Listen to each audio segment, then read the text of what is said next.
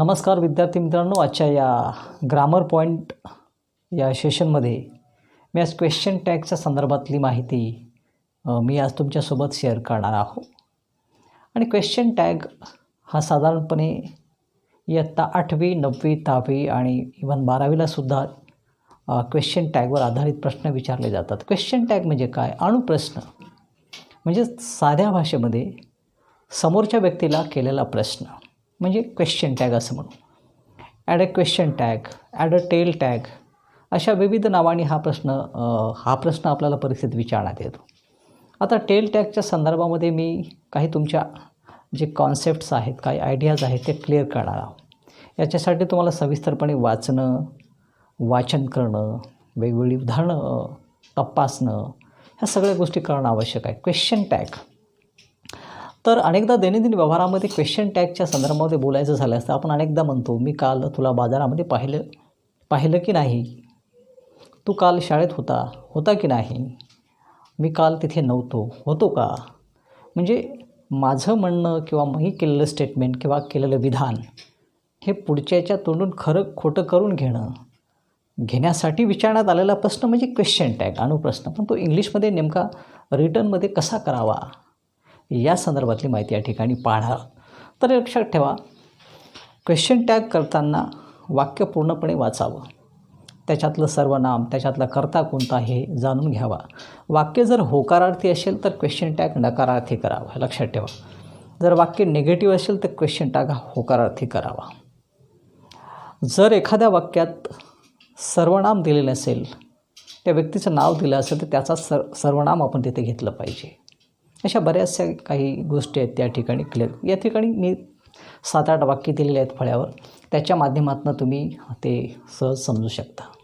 वाक्यातलं सर्वनाम ओळखावं, वाक्यातला क्रियापद ओळखावं, सहाय्यकारी क्रियापद ओळखावं आणि वाक्य होकारार्थी की नकारार्थी ते.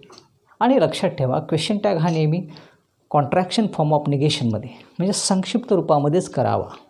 हे बघा, ही कॅन डान्स, इथे एक वाक्य आहे, ही कॅन डान्स. याच्यामध्ये ही हे सर्वनाम आहे आणि कॅन हे सहाय्यकारी क्रियापद आहे, म्हणजे तो नाचू शकतो.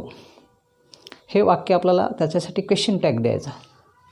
शकतो की नाही असं म्हणायचं आपल्याला. तो नाचू शकतो म्हणजे वाक्य होकारार्थी, क्वेश्चन टॅग नकारार्थी असला पाहिजे, म्हणजे ते वाक्य खरं आहे असं त्याचा अर्थ होतो. ही कॅन डान्स, तो नाचू शकतो की नाही. मग आता इथे सहाय्यकारी क्रियापद कॅन आहे. कॅन नॉटचं संक्षिप्त रूप घ्यायचं कांट. पहा, कांट. वाक्य पूर्ण लिहायचं, कॉमा द्यायचा आणि can't, CANT apostrophe can't. Can not नाही, कांट. संक्षिप्त रूपामध्ये इथे जे सर्वनाम दिलेलं आहे ते घ्यायचं, कांट ही, आणि शेवटी प्रश्नार्थक चिन्ह द्यायचं. आता सी प्लेड क्रिकेट, याच्यामध्ये फक्त सर्वनाम आहे, पण प्लेड हे म्हणजे सिंपल पास्ट टेन्सचं उदाहरण आहे. म्हणजे या ठिकाणी ज्या वाक्यामध्ये जर सहाय्यकारी क्रियापद दिले नसेल तर त्या ठिकाणी टू डीचं रूप म्हणून डीड घ्यावं लागतं भूतकाळामध्ये. मग आता पहा, मग काय होईल? सी प्लेड क्रिकेट, मग त्यासाठी वाक्य होकारार्थी आहे, डिडंट होईल, डिड नॉटचं डिडंट होईल. आणि इथे सी आहे, SHE, ते सर्वनाम घ्यावं लागेल. I have not call her, हे वाक्य नेगेटिव्ह आहे, म्हणजे मी तिला फोन केलेला नाही असं त्या वाक्यात. केला आहे का असं म्हणण्यासाठी ह्या वाक्याचा अर्थ होतो मराठीत. परंतु याच्यामध्ये सहाय्यकारी क्रियापद हॅव आहे आणि सर्वनाम आय आहे, म्हणजे हे वाक्य निगेटिव्ह आहे. म्हणजे क्वेश्चन टॅग होईल हॅव आय. लक्षात ठेवा, आय हे सर्वनाम इंग्लिशमध्ये नेहमी कॅपिटलमध्येच लिहावं लागते. आय हे सर्वनाम. We were not ready to go, आम्ही जायला तयार नव्हतो, होतो का? मग या ठिकाणी वेअर हे सहाय्यकारी क्रियापद आहे, वी हे सर्वनाम आहे. नॉट असल्यामुळे हे आपल्याला were we. He did not run, तो धावला नाही. याच्यामध्ये सहाय्यकारी क्रियापद आहे, टू डीचं रूप डीड आणि वाक्य निगेटिव्ह आहे. त्या ठिकाणी सर्वनाम आहे ही, म्हणजे हे वाक्य निगेटिव्ह असल्यामुळे क्वेश्चन टॅग अफर्मेटिव्ह होईल किंवा होकारार्थी होईल. डिड ही सर्वनाम घ्यावं लागेल आपल्याला, ही. आता Shrinay had phone me. Shrinay had phone me या ठिकाणी सर्वनाम दिलेलं नाही, त्या व्यक्तीचं नाव दिलेलं आहे. मग इथे हॅड सहाय्यकारी क्रियापद आहे.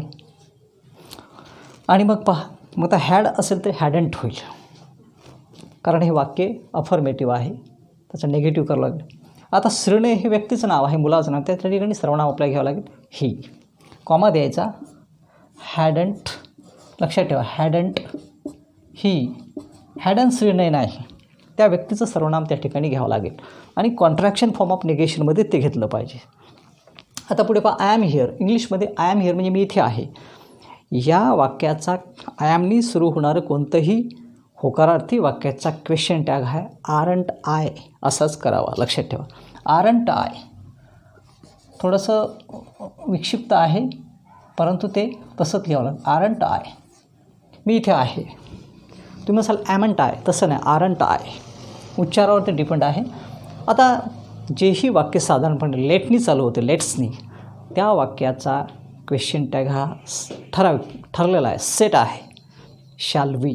जे वाक्य लेट्सनी चालू होते, पहा, let's go now, shall we, त्याचं ठरलेलंच साधारण, शॅल वी, SHALLV. लक्षात ठेवा.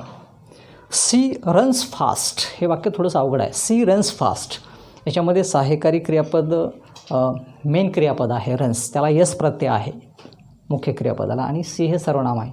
म्हणजे साध्या वर्तमान काळातलं वाक्य आपलं डज घ्यावं लागेल. म्हणजे सी, ती वेगाने धावते की नाही, म्हणजे डज आणि नॉट याचं contraction, doesn't she, doesn't DOESNTSHE, doesn't she. आणि शेवटी प्रश्नार्थक चिन्ह द्यायला विसरू नका. द किंग वॉज हॅपी, राजा आनंदी होता. याच्यामध्ये द किंग आलेला आहे. आणि भूतकाळातलं वाक्य आहे, वॉज हे सहाय्यकारी क्रियापद आहे, टू बीचं सहाय्यकारी क्रियापद. तर त्या ठिकाणी राजासाठी ही हे सर्वनाम घ्यावं लागेल. वाक्य होकारार्थी निगेटिव्ह होईल, question tag. The king was happy, wasn't he, आणि शेवटी प्रश्नार्थक चिन्ह. ओपन द विंडो हे आज्ञार्थी वाक्य, it's an it's an imperative sentence. आज्ञार्थी वाक्य आहे. आज्ञार्थी वाक्याचा साधारणपणे क्वेश्चन टॅग हा विल यू असा होतो. खिडकी उघड, विल यू, WILLU.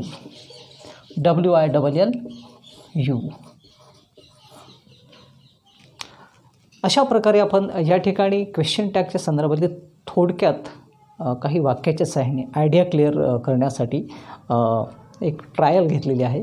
विद्यार्थी मित्रांनो, असे व्हिडिओज तुम्ही पाहत राहा, अभ्यास करत राहा. Definitely you can improve your grammar. Thank you very much for joining with me. Have a nice day. Thank you.